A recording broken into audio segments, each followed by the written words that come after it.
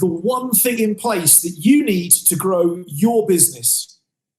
I don't know the answer to that question, but today that's exactly what we're going to be talking about. And in Mark's and my experience, most businesses are missing this in enough detail and enough substance. My name's Rob Yates. I'm here today with my business partner, Mark Hopkins. And in this episode of Business of the Outdoors, we're going to jump into how to grow your business and what it is that your customers really want next from you. Mr. Hopkins, how's the world today? The world started off phenomenally with a beautiful walk on the beach. Taking the dog for a walk in mid-20s centigrade, not a cloud in the sky. And it's actually got better and better and better. How cool is that? I've been out filming in the bush, South African bush today for our upcoming Dads and Kids program, which is pretty exciting. Is that why your nose is a bit red? Well, I've been outside the whole week, so that's why I'm a bit red. I keep slapping on Factor 50 sunscreen, and I'm still getting sunburn. But I think 10 hours outside in 30 degrees centigrade every day will do that to you. Especially with us pasty white English skin. Exactly. We're designed for the background behind me now, actually. It looks chilly, damp and cold. Looks perfect. Exactly. The funny thing, we look at that and go, that's absolute heaven. That's it. All the South Africans are like, run away. But we're like, no, take us there. Let us go back there more often. Exactly. So Mark, this thing that we've identified as a challenge is, it's all very well and good, but the most expensive thing in a business is to find a customer and have them purchase from you once. The problem we're identifying in a lot of outdoor businesses we're working in is that people spend a huge amount of time, effort, energy, money getting a customer to purchase from them. And then what? Actually, most people's businesses don't have a customer who purchases from them that frequently. And in our world, what we're looking for is customers who want to purchase from us on at least twice yearly basis, and ideally not more frequently. And I guess that's what we're going to talk about today. What's your experience been with that? So I'm going to show you a couple of stories, if that is okay. There is probably one of the largest advertising firm stroke agency, which is called Saatchi & Saatchi. Pretty big, pretty well known. And I was very fortunate to listen to the CEO speak. And the CEO was talking about what all companies need to do with customers. And that is one thing. They need to turn that customer into an advocate, which is somebody who does two things. Loves the brand and the product so much that they will tell absolutely everybody, even if the other person doesn't even want to listen, they're going to tell them about that brand. The second thing an advocate does is will purchase whatever product that brand brings out and will, even if it's not perfect, will still rave about it and love it. So that's really, and I think there's a brand that you and I use quite a lot, which is Apple. Exactly. I think Apple is a really good example of what we're talking about. So back in the day, I think we all had those little MP3 players, and then the iPod came out. And we both bought an iPod. Why? Because when you're in the outdoors, having lots of music on sometimes and just switching off, listening to music is quite therapeutic.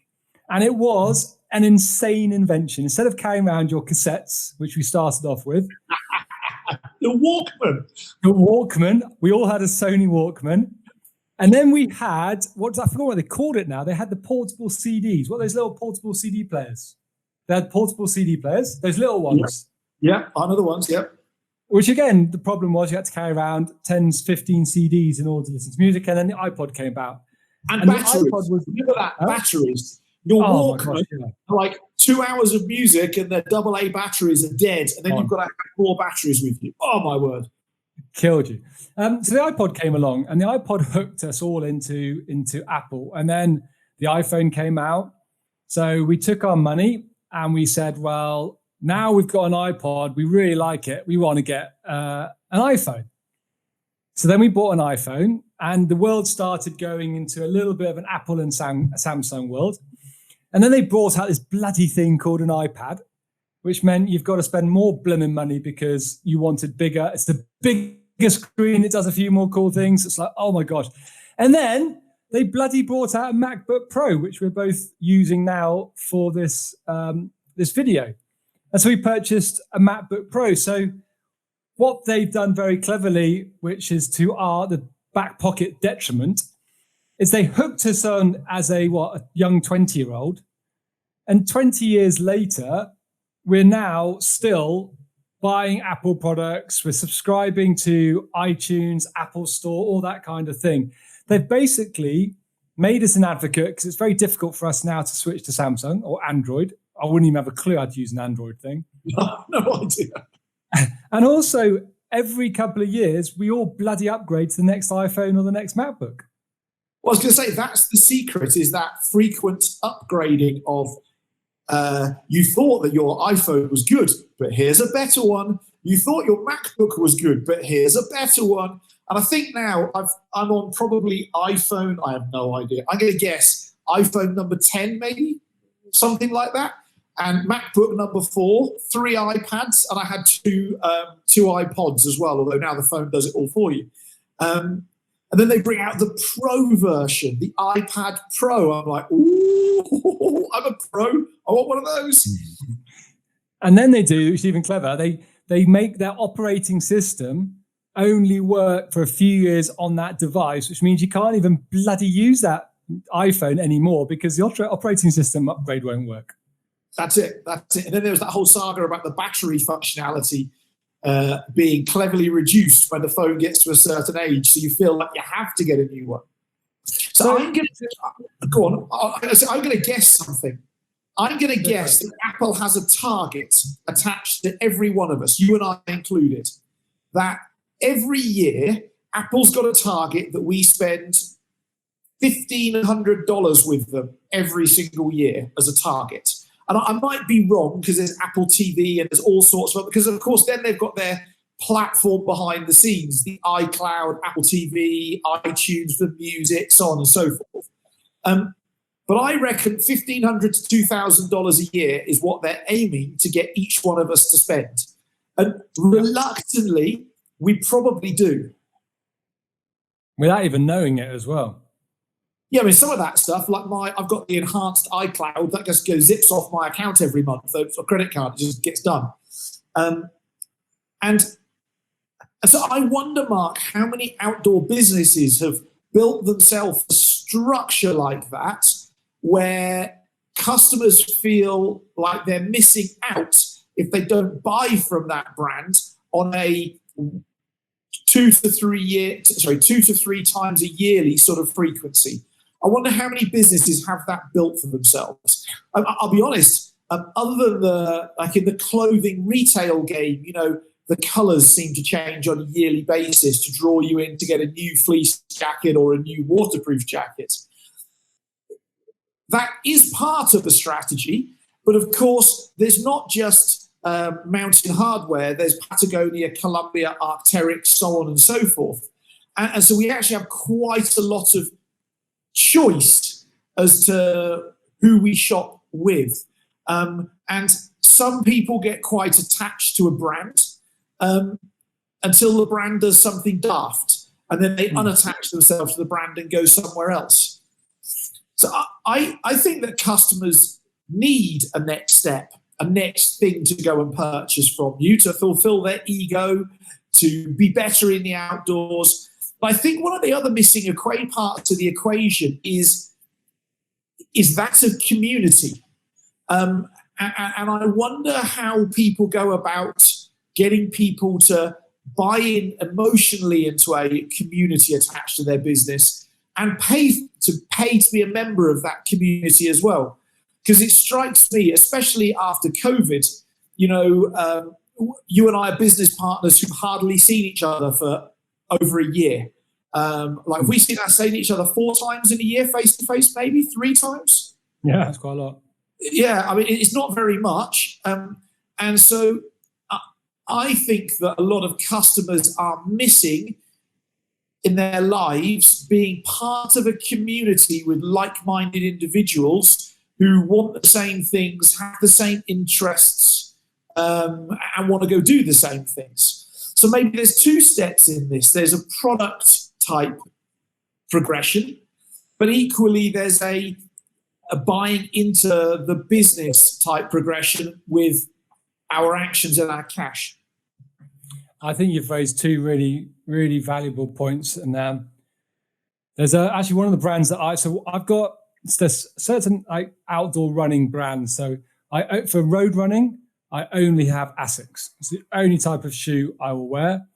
For my trail running and my trail kit, it's Salomon. That's just the brand that I will only look. And interesting, Salomon today released one of their newsletters, which is all around females, and not female athletes, but females doing really amazing things in their careers and utilizing the Salomon kit in their outdoor adventures. It was a really clever way of doing it, and it really buys you into that brand. So I think the first thing you've really raised is, like, I don't buy Asics. I only buy Asics shoes. I don't buy Asics tops. I don't buy Asics shorts. I buy Asics shoes. And I think it's really important for outdoor brands to understand which part of the body or which part of the lifestyle they really want to own. Because some people, they go after owning everything, and it's just not realistic. I will only wear or have Osprey bags. I won't use another bag. So don't even come to me and try and compete with Osprey for a backpack. I'm never going to move away from them. So it's really important. That's the first thing, I think. The second thing that you've made, which is a really, really important thing, is companies like Salomon, companies like Apple, we talked about, your whole concept of community. Too many businesses think the community element happens either the half an hour before sale or the half an hour after sale when they send the invoice. That's not a community, that's a transaction. And businesses really need to understand how to separate a transaction from a community. And what are you going to do to make that customer feel the one thing that every single human being craves more than anything? And that's loved. You have to ensure that your brand loves your customers. It's really interesting. So I'm coaching a bushcraft brand in the Pacific Northwest at this point in time, and helping them grow their business. And we were having this conversation the other day, and Heather, who's the managing director who I'm working with, she admitted that they're a business by accident. Like, her and her husband wanted certain bushcraft equipment that they couldn't find for the quality they wanted. So they went out there and made their own. And then other bushcraft people saw what they had and said, oh, we'd like some of that. Where do we buy it from? And they're like, no ideas. Then they set themselves up a Etsy store, an online store, and then sent their friends, look, all that stuff we've got, you can now get it from here. And so they're a business by accident. And she was really embarrassed about that fact. I'm like, no, don't be embarrassed about that fact. That's actually really powerful. That's important. That is, we're not a big corporation who's here to rip you off. We're a family-owned business who hand makes products in American-made wax canvas. We make them in the United States, so on and so forth. And if you want to speak to somebody who makes a garment, they're going to speak English-American to you. They're not going to speak Taiwanese or China or something like that. There's well, you can't even speak to those people, first of all. Yeah, well, that's it. Get hold of them. That's it. And there's like a global warming stroke environmental impact reduction, because the stuff isn't having to fly all the way around the world to get to somebody's front door. It's made outside of Seattle and is, put in the American Postal Service to your front door if that's what you want. Do you know what I mean? The footprint's less. And she had, and I'm really, other than with your help, Rob, I'm really not too sure about what we're doing next in our business. And we're talking about growing this community. And I said, well, how about you get your community to tell you what they want next and what to do next? And she's like, oh, what? And I'm like, yeah. And then what if your community came up with we want a certain sort of hammock, and you go and make it, and you call it the Mark Hopkins hammock, or the hoppy hammock, or you call it, you name it after the person who inspired it and whatever else.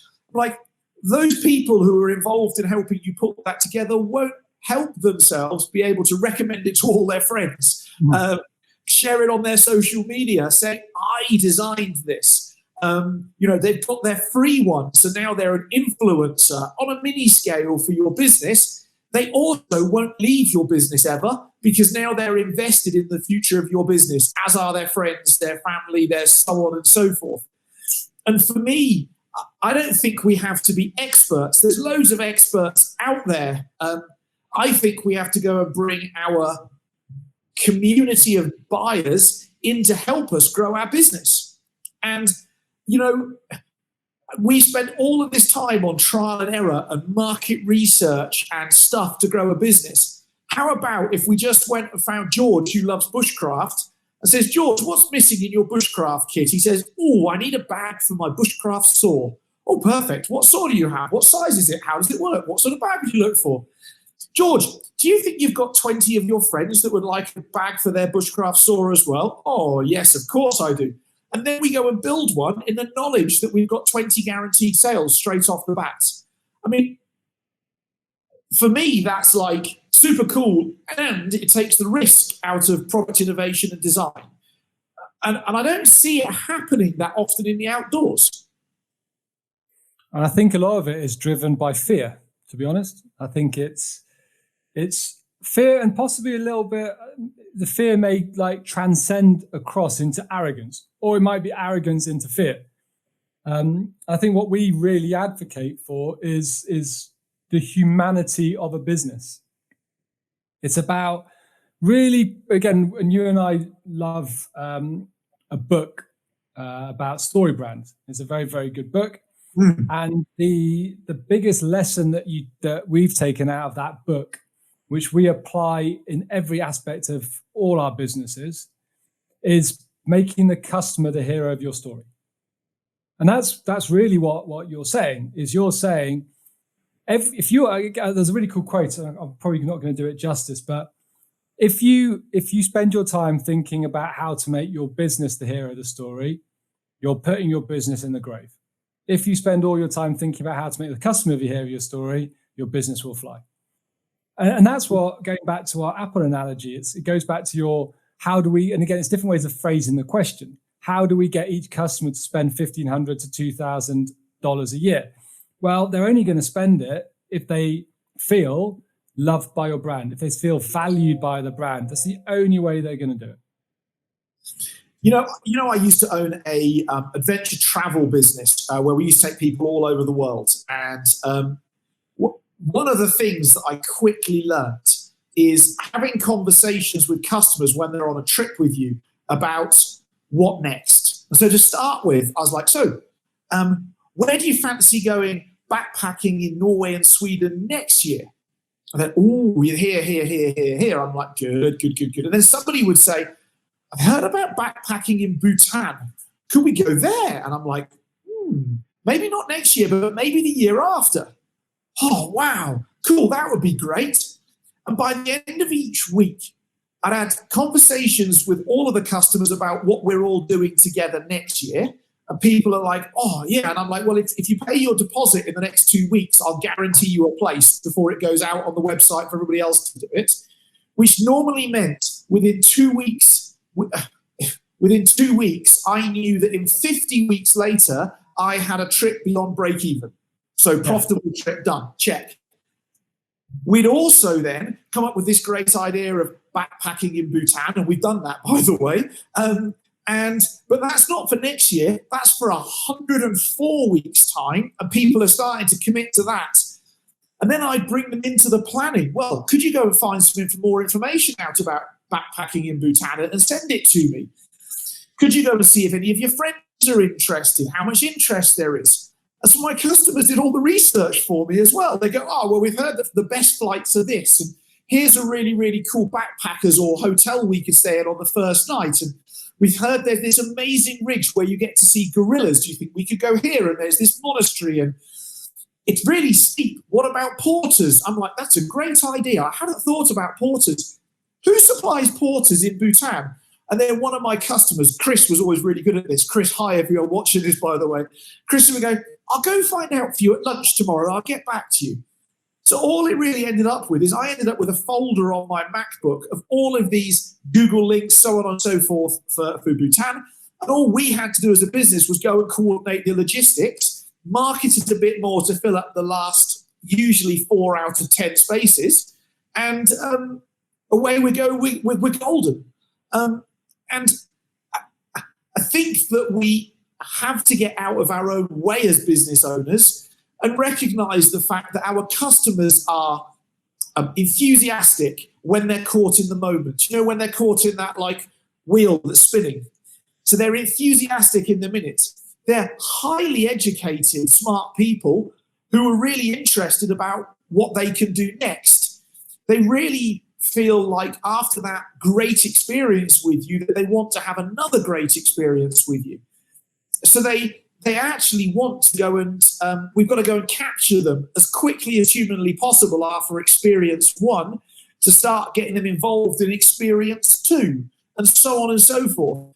And I think what happens is because of the way we treat the outdoors, I'm a summer season business or I'm a winter season business, we lose that momentum with customers. And momentum is everything. And I hate using the analogy of a snowball going down the hill. You know, it starts off the size of a pea and it's the size of a house when it gets to the bottom. But simply speaking, that's just it. And I think too many businesses start every season with a pea-sized snowball again and push it down the hill, as opposed to out of season, keeping that ball moving and growing and everything else. And I just wonder if anybody sat here listening to this now is going, shit, this is my business. I don't have a community or a membership thing that people happily and easily pay for. I don't have logical momentum building next steps. Maybe your staff aren't speaking to customers in a way that enthuse them to come back next and incentivize them. You know, if you pay your deposit for the next experience today, we guarantee you a price and we'll give you a discount. Or screw discounts. I don't like discounts. We're going to give you a t-shirt or a hoodie or a cap or a something so that your customers become walking billboards for you. Do you know what I mean? And all too often, maybe we give all of that stuff, the t-shirt, the cap, the hoodie, the stickers, maybe we give it away at the wrong time. Maybe it's given away too early as opposed to the book now as you're leaving experience 1 and I'm going to give you the t-shirt. That would be a really good time to do it, as opposed to just randomly giving shit out and seeing, like, throwing mud against the wall and seeing what sticks. And I don't think that it requires people changing what their business is or does. I think it's about mapping out my customer journey as a line. You know, they enter here and then they go on a pathway to there. And in that pathway, we fill it with some enthusiasm building stuff. And then there's another bit and another bit and another bit and another bit. And until maybe your customers are becoming as much of an expert as you are. Cool. I just think we miss that trick in general terms. We miss it for one plain reason. And that reason is most outdoor business owners see themselves as a guide or leader or a deliverer of whatever it is they're doing, rather than an owner of an outdoor business. So the biggest advice we can give you as an outdoor business owner is stop. Just bloody stop. Lock yourself away for a little bit. Go for a walk on your own. Go for a paddle, whatever it is that you do on your own, and ask yourself just one simple question. How am I going to keep my customers' momentum as high as possible to ensure they stay with me for the next 3 to 5 years? Full stop. That's it. That is the question that you need to answer. How to answer it? Well, think about what a logical journey your customer would go on in your area of expertise. Think about which part of the body you want to own. Think about what thing is missing in that customer's life. And then just go and build a couple of things, test it with your loyal customers, ask them the questions, and then listen to the answers, put your ego to one side, and guess what? Just do what your customers want you to do for them. It's not rocket science, but you just need to stop, people. And I think we've given you two real simple things to think about. One is about the Apple analogy. How can you take customers through your business, getting to spend on a regular basis? And we've given you a really big tip of how to do that, which is create a community based on their terms. It really is as simple as that. Do not overcomplicate your business. That's it. And I think have a target.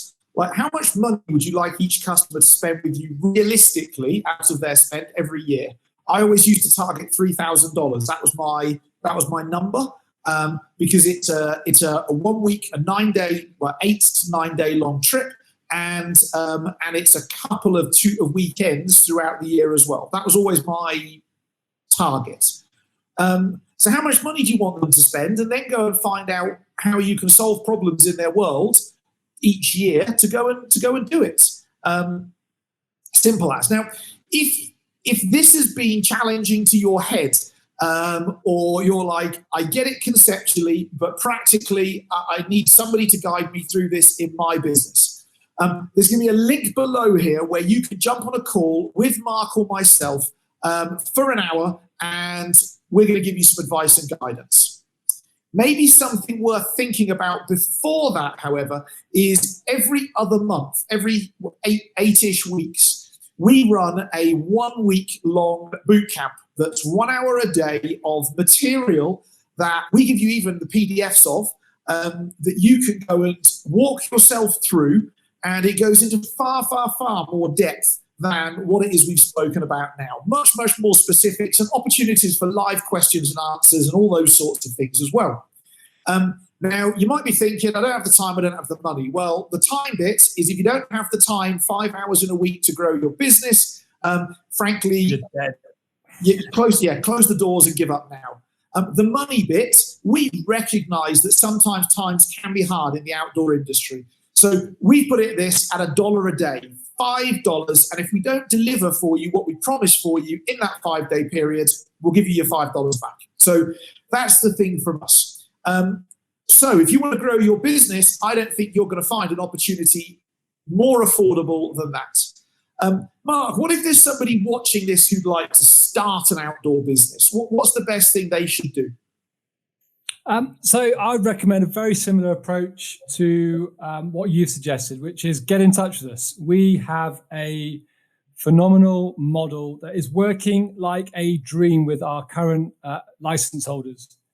So we have an outdoor business model that gives you the practical steps to grow an outdoor business and do it successfully and do it in a sustainable way that generates the lifestyle that you have always wanted, to enable you to drop your kids at school, pick them up, really take control back of your life. So click on the link, get on a call with Rob and I. We'll take you through everything in detail. We'll answer all your questions.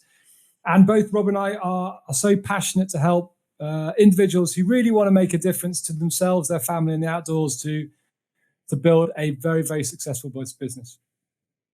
Cool. So if this has been useful to you, please subscribe. Please click like. It helps with YouTube.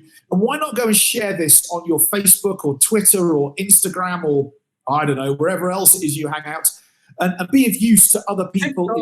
TikTok.